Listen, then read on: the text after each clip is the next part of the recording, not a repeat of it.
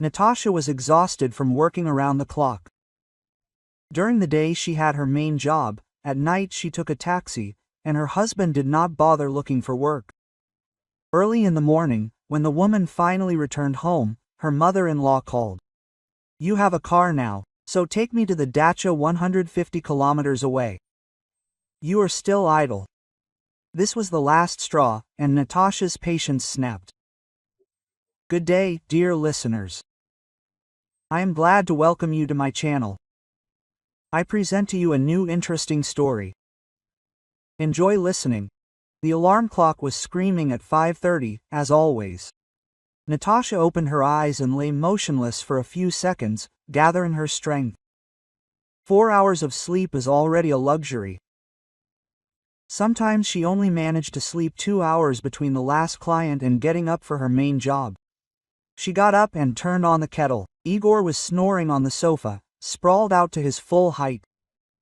An empty beer bottle and a phone with a cracked screen were lying nearby.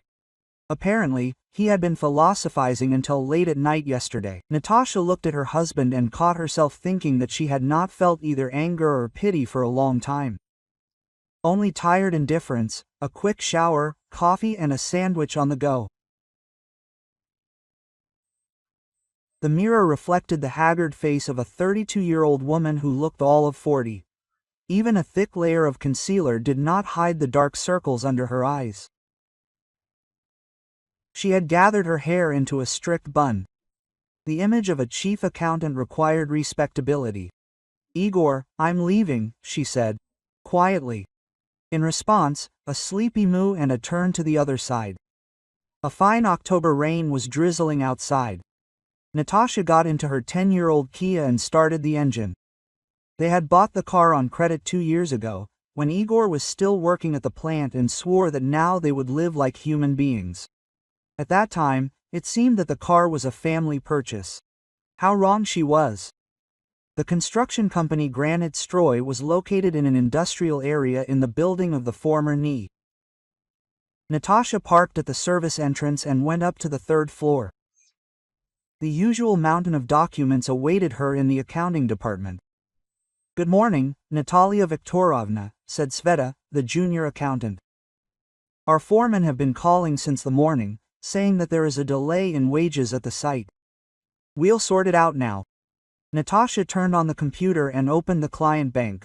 Yesterday evening she sent a payroll. The money was supposed to arrive. The next 3 hours passed in the usual bustle. Calls to suppliers, reconciliation of documents, preparation of reports. Natasha worked clearly and quickly. In 5 years at the company, she studied all the processes down to the smallest detail. Director Sergei Pavlovich often said that without her, the company would have fallen apart in a month. At lunchtime, the foreman Tolik from the first site dropped in. "Natasha, help me out. There's a mess with the materials again. The supplier says we underpaid for the reinforcement, and my invoice says something different.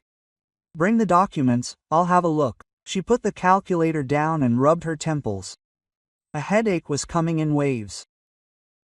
"How are you?" Tolik looked at her with concern.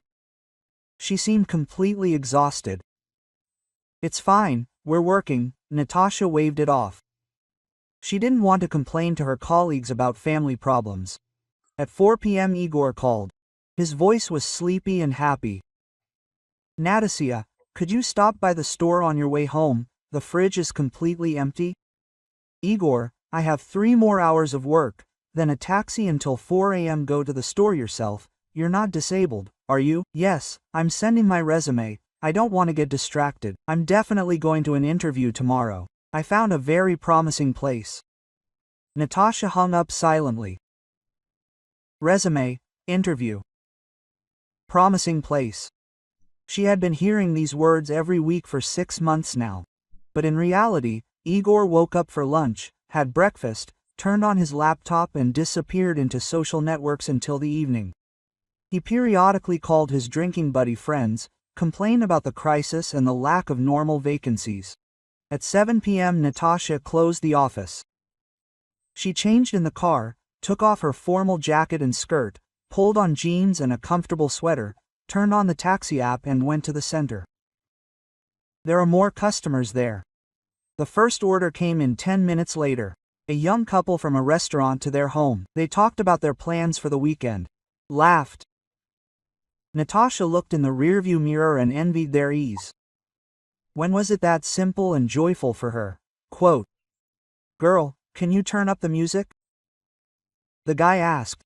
Of course, Natasha turned up the volume. A pop love song started playing in the car. She dropped the couple off at a high-rise building and took the next order. Airport. 40 minutes one way, plus the return trip without a client. Unprofitable, but you can't refuse. The rating will drop. The client turned out to be a middle-aged man with a suitcase. He talked on the phone about some business meetings the whole way. Natasha listened with half an ear and thought about her own. How much longer can she endure this regime? Her body is working to the point of exhaustion, but she has no choice. One accountant's salary is categorically not enough to cover all the expenses. Mortgage $38,000 per month, utilities $7,000. Groceries, gasoline, car insurance. Igor's cigarettes, a pack a day $1.00 per month. His subscriptions to Netflix, Kinopisk, Spotify, another $2,000. Internet, mobile communications. By the end of the month, there was nothing left at all. And Igor was talking about how work should not turn into slavery, that it is important to maintain human dignity and not grab the first vacancy that comes along. It is easy to philosophize when someone else is paying for your thoughts about the meaning of life. Returned from the airport at 10:30. New order. Pick up a group of people from a bar and take them home. 4 people, all tipsy. One tried to flirt, the other told jokes. Natasha smiled politely and dreamed of being home. But Igor was waiting for her at home with beer and ready-made lectures on the injustice of the modern world, on how employers exploit people, how important it is not to sell yourself for pennies. At the same time, he did not see the irony in the fact that his wife worked 2 jobs to provide him with comfortable idleness. Midnight, 1 in the morning. 2 orders came in with varying success. Between trips, Natasha parked near a 24-hour store and dozed, resting her head on the steering wheel. Sleep in snatches of 15 to 20 minutes. The body adapted to this regime, but the price of adaptation was high. At 3 a.m., she dropped off the last client, a young guy after a shift at the factory. He sat tiredly in the back seat and complained about his small salary. Quote, "My wife is already threatening to divorce," he said. "She says that I don't earn enough, that I need to look for additional income. But where can I get it? I work during the day, and in the evening I'm tired as a dog." "You'll find a way out," Natasha said mechanically. Deep down, she envied this guy. At least he had a main job, albeit a low-paying one. And Igor didn't work at all, but still managed to pretend to be a victim of circumstances. She arrived home at 4:20, walked up to the 5th floor. The elevator was broken as always. The apartment smelled of cigarettes and beer. Igor was sleeping on the couch fully clothed. Empty cans and a pack of chips were lying nearby. Natasha went to the bathroom, washed her face with cold water. A strange, exhausted woman looked at her in the mirror. When she turned into this exhausted horse, when she agreed to bear the entire financial burden of the family, lay down in bed and closed her eyes. In an hour and a half, she had to get up for work again the office, documents, calls, and in the evening another taxi until late at night. And so on day after day, month after month. Igor muttered something in his sleep and turned over on his other side. Natasha looked at her husband and thought, what if one day she just can't take it anymore? What if her patience snaps like an overstretched elastic band? Quote, but these thoughts quickly dissolved in the pre-dawn slumber. There was very little time left before the alarm went off. The alarm rang, as usual, at 5:30. Natasha opened her eyes and realized that she hadn't slept at all. She lay there and looked at the ceiling, scrolling through her head the endless series of bills that needed to be paid by the end of the month. utilities, a mortgage, car insurance that was ending soon. Igor was already sitting in the kitchen with a mug of coffee and scrolling through his phone. "Good morning," Natasha muttered, pouring herself the rest of the coffee from the Turk. "Hi. Listen, I have an important interview today." Quote. Igor did not raise his head from the screen. Sales manager at an IT company. Salary from 40,000 plus interest. "That's good," she answered mechanically. There were about 20 such important interviews in 6 months. The result was 0. "Only the suit needs to be cleaned. Could you stop by the dry cleaners on the way home from work?" Natasha slammed the mug on the table with such force that the coffee spilled. "Igor, I have a taxi until 4 a.m. after work. Dry cleaners are not open at this time." "Well, you can finish early today. One day is not critical." "Not critical." Natasha's voice rose. "And who will pay for the mortgage? For your cigarettes? For the internet so you can watch your TV series?" Igor finally tore himself away from the phone and looked at his wife with bewilderment. "What's wrong with you? You've been so angry this morning." "I'm not asking for the impossible. Getting your suit cleaned is a big deal." Natasha finished her coffee in silence and went to get ready. There was no point in arguing. Igor sincerely did not understand that his requests were an additional burden on his wife, who already worked 18 hours a day. The day at the office had started with troubles. The tax office had sent a demand for additional VAT for the previous quarter. An impressive amount of almost 200,000 rubles. Director Sergei Pavlovich paced around the office and cursed with all his might. "Natasha, sort this out immediately. If we don't prove we're right, the company will simply fold." Quote. Natasha spent the next 4 hours rummaging through documents and corresponding with the tax authorities. Her head was splitting from lack of sleep and stress. She didn't even go out for lunch. She ordered pizza straight to the office. At 3 p.m., Igor called. His voice was upset. "Natasha didn't get an interview. They say she doesn't have enough experience, some kind of discrimination, honestly. And why did he ask to clean his suit if he doesn't have enough experience?" Natasha couldn't help herself. What does the suit have to do with it? They were just initially targeting an internal candidate. It's just a formality. Natasha hung up without saying goodbye. Inside, she was seething with anger. Igor didn't even go to the interview. She could tell by his voice. Another excuse, another lie. Sveta looked into the office with a sympathetic face. "Natalia Viktorovna, maybe you should go home. You look really pale today." "It's fine, I'm working," Natasha muttered and buried her face in her paperwork again. By 7 in the evening, she had sorted things out with the tax office. The mistake was on their side, and the accrual had been cancelled. Sergei Pavlovich was so happy that he promised a bonus to her salary. "You just saved the company, Natasha. Without you, we would have definitely gone broke. A bonus is good. Maybe I'll be able to put some money aside for a rainy day or at least buy some normal winter boots instead of these that have been altered for 3 years now." I changed my clothes in the car and went to work. My first order was to take an old lady to the clinic. Granny complained the whole way about her grandchildren who had forgotten about her. They work, they say, and have no time. And when I was young, I spent my whole life on them, raising them while my parents were on business trips. "It happens," Natasha nodded. There was a familiar pain in the elderly woman's words. "You give all your strength to your family, and then you end up no one needs you." The second order turned out to be problematic. A tipsy man said that he would go not to the address he had indicated in the app, but to a completely different end of the city.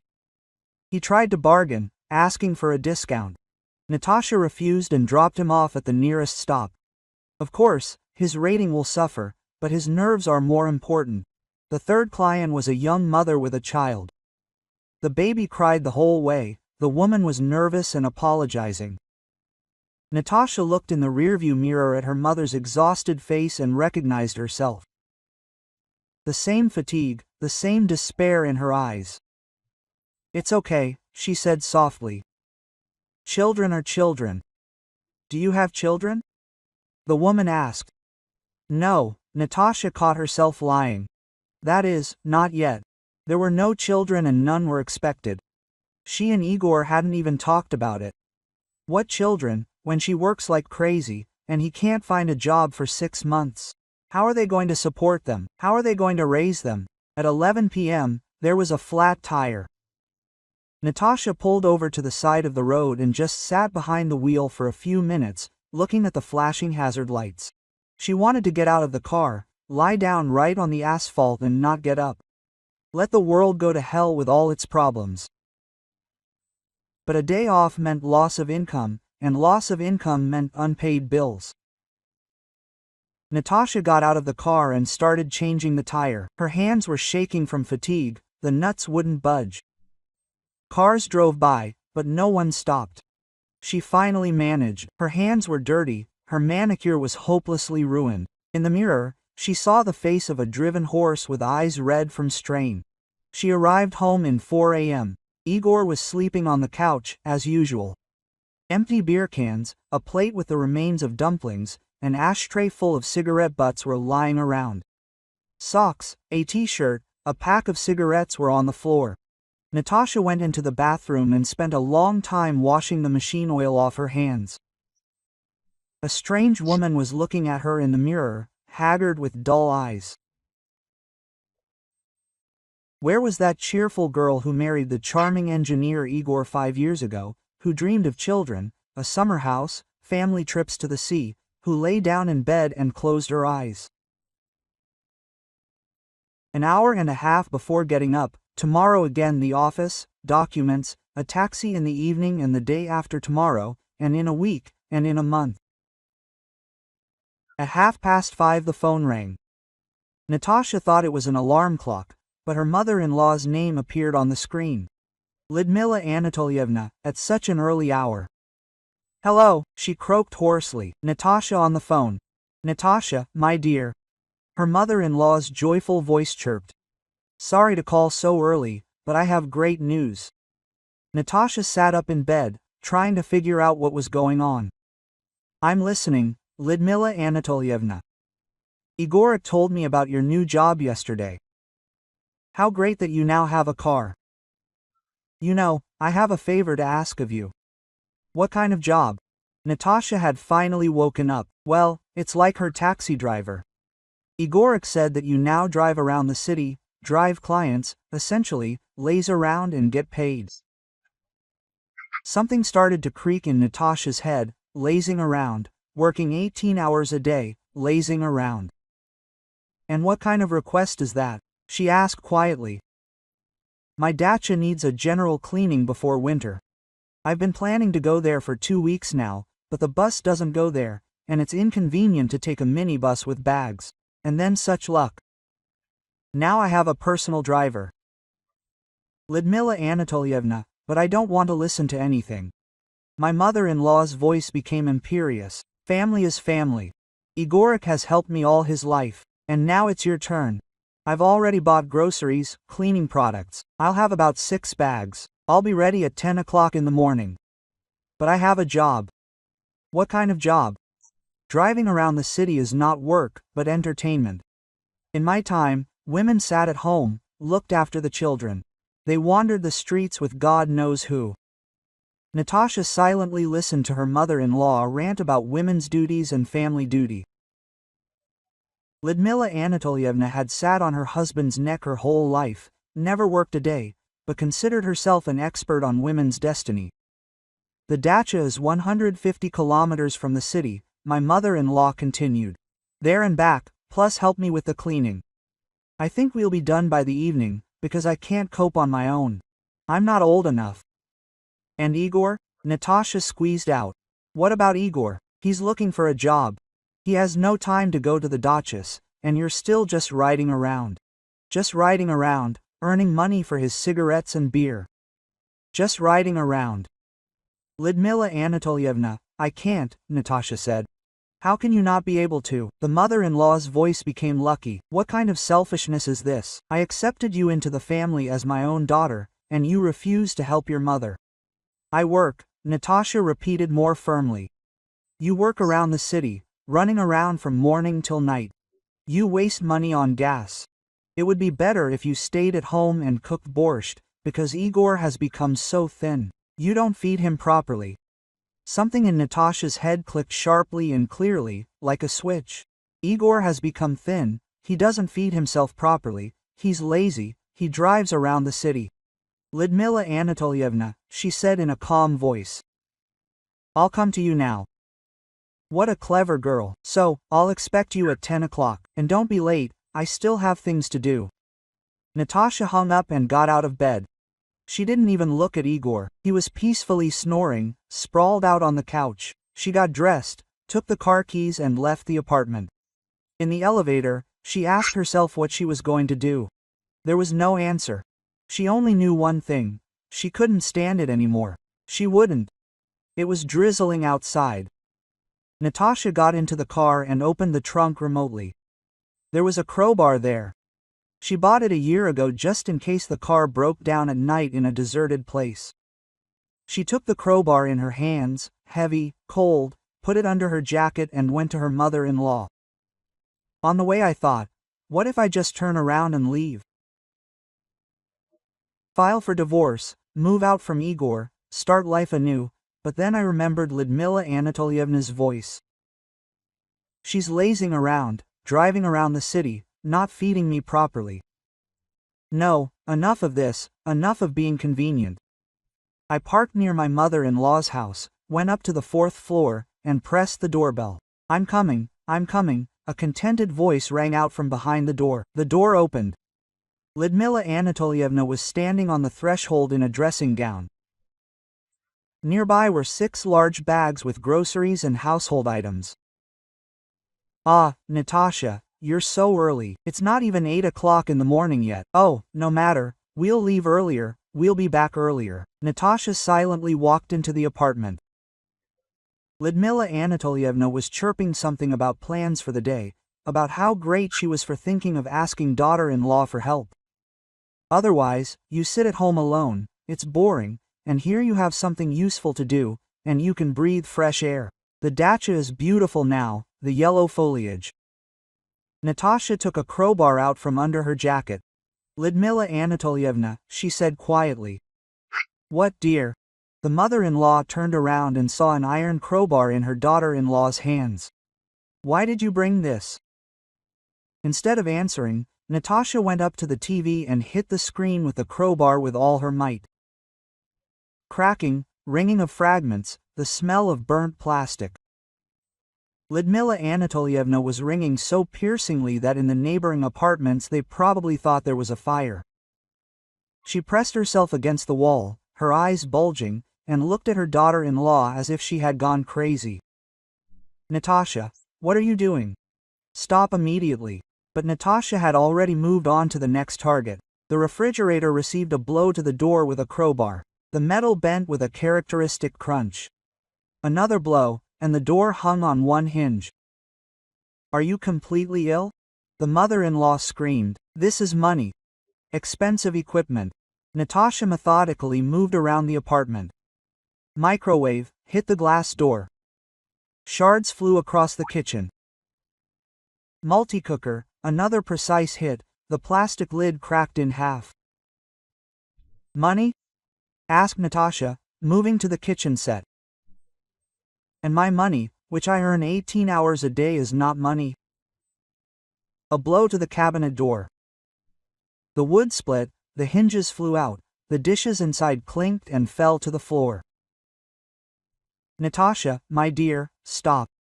Lyudmila Anatolyevna tried to get closer, but received such a look that she recoiled back to the wall. I did not mean to be mean.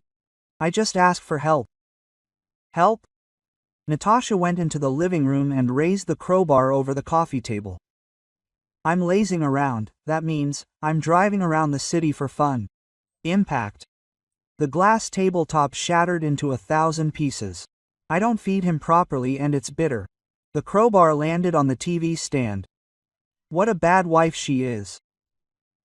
The wood cracked, the drawers fell out, the contents scattered across the carpet. Lyudmila Anatolyevna sobbed and wailed. I didn't know, I didn't think. Forgive me, Natasha. Quote. Didn't know? Natasha turned to her mother-in-law. Demons danced in her eyes. For 6 months we didn't know that your son didn't work, that I was the only one bearing all the expenses. Igor said that he was looking for work. He was looking. Natasha laughed, and this laughter was more terrible than a scream. He was looking on the couch, with beer and a phone. She went to the cupboard with dishes and methodically began to knock out the glass in the doors. The crystal and porcelain inside clinked with each blow.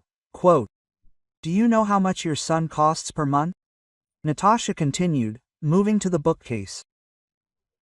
Cigarettes half, beer 3,000, subscriptions to all sorts of nonsense 2,000, food that he consumes lying on the couch another 5,000.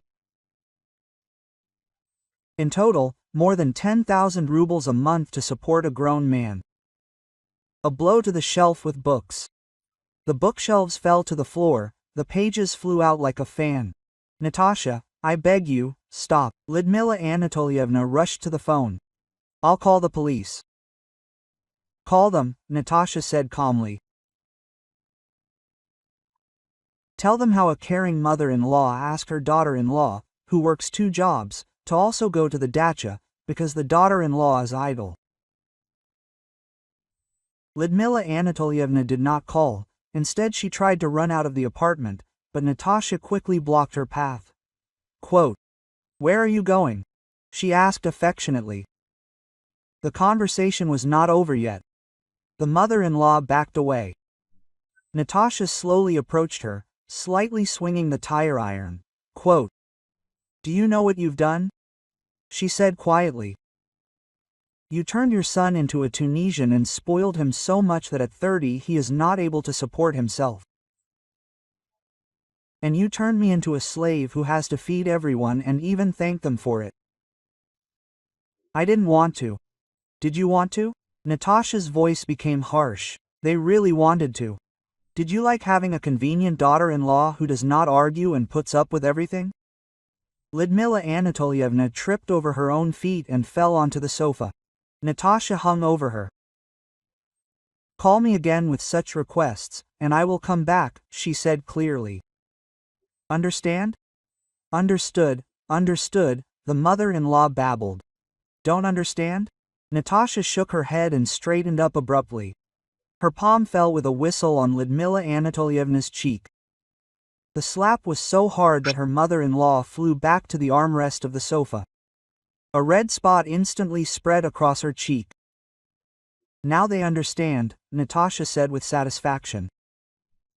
She glanced around the destroyed apartment. Broken appliances, shards of dishes, broken furniture. Lyudmila Anatolievna was sobbing, pressing her hand to her burning cheek. Quote, "Goodbye," Natasha said politely and headed for the exit. Natasha, her mother-in-law shouted at her in a trembling voice. And what about the dacha? Cleaning. Natasha turned around. A smile played on her face. Quote, "Go on a minibus with your bags yourself, like mere mortals do." The door slammed. Lyudmila Anatolievna was left alone among the wreckage of her measured life. The drive home took 20 minutes. Natasha drove calmly, even turned on the music. An amazing feeling of lightness spread inside, as if a multi-ton load had fallen off her shoulders. She parked at the entrance and went up to the 5th floor. Igor was still sleeping on the couch in the same position. Another empty beer can appeared next to him. Apparently, he woke up in the middle of the night to have a drink. Natasha went to the kitchen and filled a bucket with cold water, returned to the room and, without warning, poured the contents on her peacefully sleeping husband. Igor jumped up with a scream, splashing water in all directions. "What the?" he yelled, grabbing his wet t-shirt. "What are you doing?" "Good morning, darling," Natasha smiled. "It's time to get up. The working day is starting." "What other working day?" Igor tried to wring the water out of the couch. "Are you completely ill? Why did you pour it on me?" "Because it was time to stop sleeping until lunch." Natasha put the bucket on the floor and crossed her arms over her chest. "It's time to work, Igor." "Really work? What are you talking about? I'm looking for a job. I had an interview yesterday." "That's a lie," Natasha said calmly. There was no interview. You didn't even ask me to clean your suit for real. You're just checking to see if I'll run around running errands for you. Igor opened his mouth, but couldn't find anything to say. Natasha continued. Do you know what your mommy told me today? That I'm lazy, driving around town for fun, and that you've gotten thin because I don't feed you enough. Mom could have been joking. She wasn't joking. Natasha came closer. Igor instinctively backed away. She seriously thinks that being a taxi driver is fun. And I've been working 18 hours a day for 6 months to support a grown man who can't find a job. Natasha, why are you so mad? Igor tried to adopt a conciliatory tone. Let's talk calmly. Instead of answering, Natasha turned around and went to the kitchen. Igor heard her rummaging through the drawers, looking for something. Then there was a metallic clang. Natasha returned with a cast iron frying pan in her hands. Quote, talk? She asked again. Great, let's talk. Igor saw something in her eyes that made him go cold. Natasha, put the frying pan down. For 6 months I've been listening to your stories about how hard it is to find a decent job, Natasha said, slowly approaching. About how all employers are, the salaries are small, the demands are too high. But it's true. Really? Natasha stopped 2 steps away from her husband. Is it true that you sleep every day until lunch, that you sit on the internet all day long, that the last time you sent a resume was 2 weeks ago? I'm looking for suitable vacancies. Are you looking? Natasha swung the frying pan sharply. Igor tried to dodge, but the cast iron cookware still hit him on the head. The blow was not too strong, but enough for him to plop down on the sofa again, clutching the top of his head. Quote, have you gone completely mad? He groaned. Not mad yet, Natasha promised. This is just the beginning. She walked to the window and with a sweeping gesture threw Igor's phone out. It smashed on the asphalt with a distinctive crunch. Quote, my connection, Igor yelled. The laptop flew after him, then the game console, then the tablet that Igor bought to look for a job. Quote, Natasha, stop. This is money.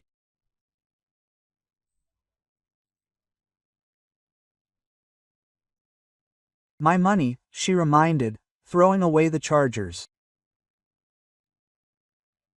I bought all this with my own blood and sweat. Igor tried to get up from the couch, but received another blow with the frying pan, this time on the shoulder. Sit still, Natasha ordered. The conversation was not over yet. She went into the bedroom and began to collect her things. Igor was sitting on the wet couch, holding his head, and did not dare to move. Where are you going? He asked plaintively. I'm moving out, Natasha answered briefly, stuffing the last of her things into the suitcase. I'm tired of supporting an adult dependent. But we are husband and wife, a family. What family? Natasha returned to the room with a suitcase in her hand. A family is when 2 people work for the common good. And in our case, one works hard and the other philosophizes on the couch. Natasha, come on, don't leave me. Igor tried to get up, but the frying pan in his wife's hands made him change his mind. I'll improve, I'll go to work tomorrow. Where will you go? Natasha asked mockingly. As a loader, a salesman, a janitor, or will you continue to wait for the position of general director? At least as a loader, Igor promised. If only you stayed. It's too late. Natasha headed for the exit. You should have thought about this earlier, when I asked you to find at least some kind of work. Natasha. Igor tried to catch up with his wife, but she turned around with such fury that he froze in place. One more word. And the next blow with the frying pan will be the last thing you feel in your life, she promised. The door slammed. Igor was left alone in the ransacked apartment among wet sofa cushions and broken glass on the street under the windows. Natasha went down to the yard, loaded her suitcase into the car and dialed her friend Olesia's number. Olya, it's Natasha. Can I move in with you for a while? Yes, completely with you. I left Igor. Of course, come. Her friend's voice was full of sympathy. It was high time to do this. Natasha started the car and slowly drove away from the house. The window of their apartment, their former apartment, flashed in the rearview mirror. Strangely, there was no pity, only fatigue and some kind of emptiness inside, as if she had been carrying a heavy backpack for a long time and finally dropped it. Now a completely different life would begin. Alicia greeted her friend with hugs and tea, listened to the whole story about the destruction of her mother-in-law's apartment and disciplining her husband with a frying pan, shook her head and said, "Wow." Quiet Natasha rebelled. "I've never seen you like this." Quote, "I don't recognize myself," Natasha admitted, settling down on the couch with a mug in her hands. "It was as if something had switched inside me. I endured, and then it was like I cut myself off. And I did the right thing." Alicia warmly supported me. "I looked at you and Igor and was amazed. You work like a driven horse," and he philosophizes on the couch. The first days in the new environment were strange. Natasha woke up and for a few seconds could not understand where she was. The habit of jumping up at 5 o'clock in the morning had not gone anywhere, but now she did not have to look at her husband snoring on the couch and think about how to buy him cigarettes. At work, Sveta immediately noticed the changes. "Natalia Viktorovna, you somehow looked fresher, or something, and your eyes have become different. You just got a good night's sleep," Natasha joked. In fact, the changes were felt in everything. Even the usual work with documents began to seem easier. On Wednesday, Igor called. His voice was plaintive and pleading. "Natasha, stop fooling around and come home.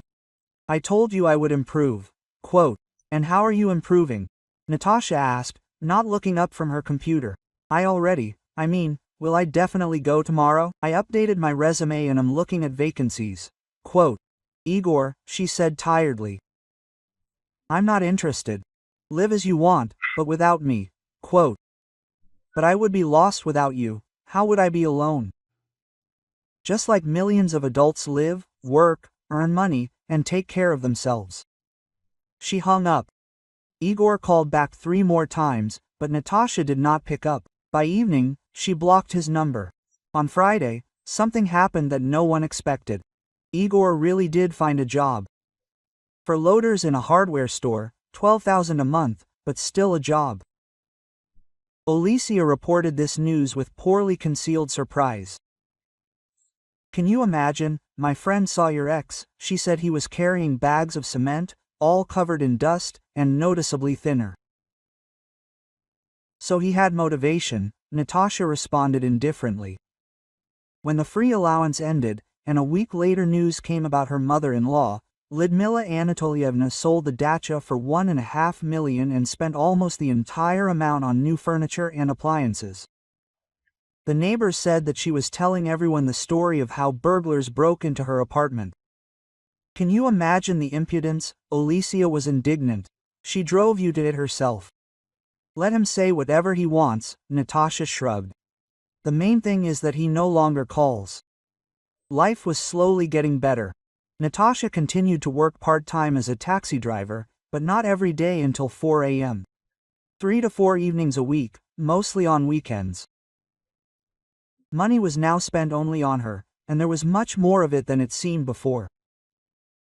In November, she rented a small one-room apartment in the same area. Alicia helped with the move and lamented, "Why do you need a separate place?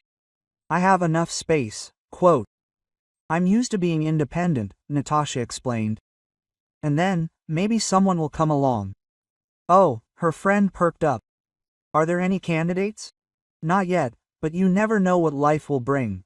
Quote, "The candidate showed up completely unexpectedly in December during an evening taxi ride."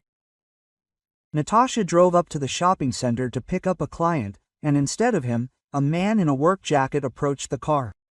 "Excuse me," he said, peering into the window. "My car broke down here, the flashing lights aren't working. Could you wait 10 minutes? The tow truck will be here soon. You just need to warn the driver." Quote, "Of course," Natasha nodded. "Where is your client?" "What client?" The man was surprised. "But you called a taxi, right?" "No, I'm Vladimir, an electrician." Here he showed the badge on his jacket.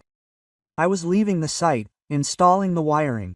It turned out that the real client had cancelled the order, and Natasha had not noticed the notification. Vladimir apologized for disturbing him, she apologized for the confusion. In the end, they got to talking. "How long have you been working as a taxi driver?" he asked, while they were waiting for the tow truck. "More than a year, I work part-time in the evenings. It must be hard, especially in the winter." "It happens." Natasha looked at him more closely. About 35 years old, an open face, working hands, no posing, no attempts to impress. "How long have you been an electrician?" "Yes, almost all my life. After technical school, I went straight to the installation team. I like the job, the result is immediately visible. I turn on the light and everything works."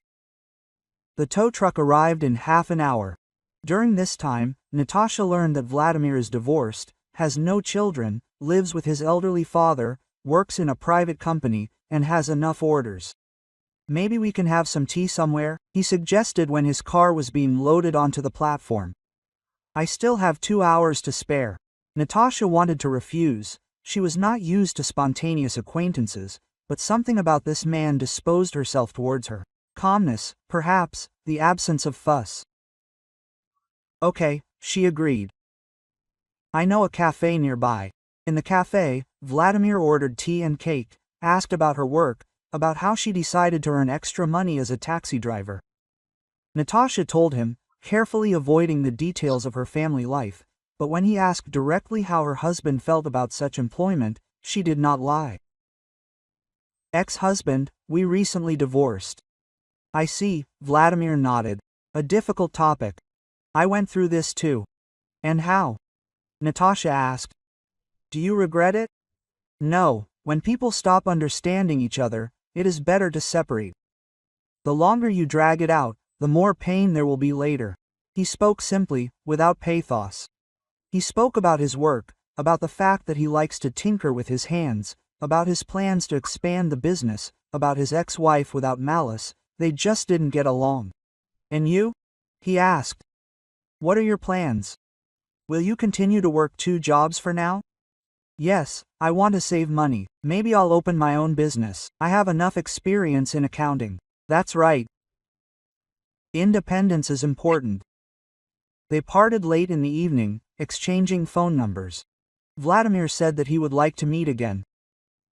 Natasha agreed. "I'm just warning you," she added.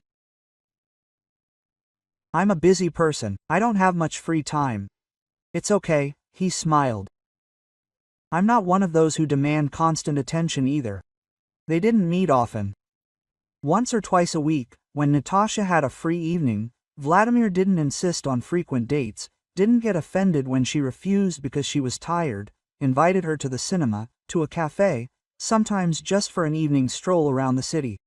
In January, Igor tried to come back. He called from an unfamiliar number, his voice was tired. "Natasha, let's try again." "I'm working now, I've changed." "You've been working for 3 months, she reminded. "You've been idle for 2 years. What changes?" Quote. "But I realized my mistakes." "It won't happen again, Igor," Natasha said patiently. "You realized your mistakes only when you were left without free allowance. This is not awareness, this is a forced measure. What else can I do to make you believe me?" Quote. "It's okay, the train has left. Live your life, I'll live mine." Quote. I hung up and blocked the new number. Igor didn't call anymore. In the spring, Natasha took her first vacation in a long time. For 10 whole days, which she spent not looking for additional income, but simply relaxing, going with Vladimir to his friend's dacha, sunbathing, reading books, sleeping for 10 hours. "How tired I was," she admitted, lying in a hammock under an apple tree. She didn't even realize how tired she was. Quote, "Of course I was tired." Vladimir adjusted the pillow behind her back. "I worked myself to the point of exhaustion for a year, and now I don't know what to do with myself. I've gotten used to the constant running around. Will you learn? You need to live not only for work." In May, they moved in together, rented a 2-room apartment, each paying half. Each ran their own household. Vladimir cooked breakfast, Natasha dinner. No one controlled anyone, no one demanded reports on the money spent. It's strange somehow, Natasha admitted to her friend, you live with a man, but you feel like you've become freer, because it's a healthy relationship, Alicia explained. Everyone is responsible for themselves, but at the same time they support each other. And I'd already forgotten that this happens. In the summer, I accidentally met Ludmila Anatolievna near the clinic. The former mother-in-law was walking on the opposite side of the street, but when she saw Natasha, she turned around abruptly and quickly walked in the opposite direction. Quote, "She's afraid," laughed Alicia, who witnessed this scene. "She probably still sees a crowbar in her dreams. Let her be afraid," Natasha said indifferently. But he won't call with stupid requests. In August, Vladimir proposed. Without pretentiousness, without knees and flowers, simply a dinner, he asked. "Don't you want to get married?" "For you," Natasha clarified. "We'll buy rings for me, we'll go to the Zaks."